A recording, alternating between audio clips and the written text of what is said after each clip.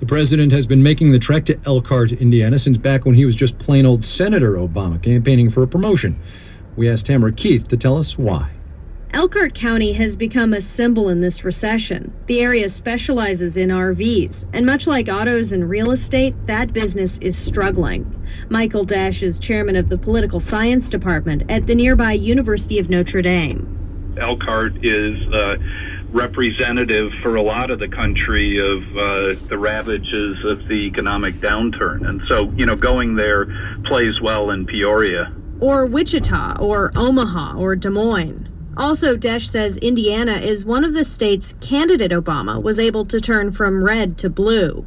I'm sure it's not lost on the president's political advisors that keeping in touch with a state like Indiana is very important in terms of maintaining his, electoral viability in the next election. The 2012 election is just 1,190 days away. In Washington, I'm Tamara Keith for Marketplace. Truth be told, the president won't actually be in Elkhart, Indiana tomorrow. He'll be about a dozen miles away in a town called Wakarusa, still close enough to be affected by the fallout from the RV industry up in Elkhart. To get a feel for what the economy has been doing to North Indiana these past few years, we've called up Mac McNally. He runs the Wakarusa dime store right there in town. Mr. McNally, good to have you with us. Good to be here. Do me a favor and give me some idea of what the economy's like there in Elkhart and Wakarusa. Well, it's been down. We're in the middle of the RV and travel trailer industry. That's what supports Elkhart County, or has in the past. And, of course, it's taken a real bad hit. I think our unemployment rate now is probably about 17 to 18%. Do you have friends or family who've been hit by this economy, who've been working in RVs? I've got a couple friends that have pretty much lost their businesses. They built things to supply to the RV industry, and that's pretty tragic to see. Although in the last couple weeks there's been some orders for more things that are built around here. It's not great, but I think that we're seeing things starting to come around. We bottomed off, and I think there's kind of light at the end of the tunnel right now.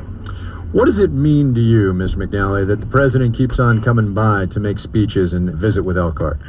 Well, he came out when things really got bad, and I think he made commitments to this area, and I think he wants to uphold those commitments. From what I understand today, there's going to be an announcement of a release of some stimulus money that will aid in doing some work on trucks and vehicles in this area, making them hybrids in larger pieces of equipment.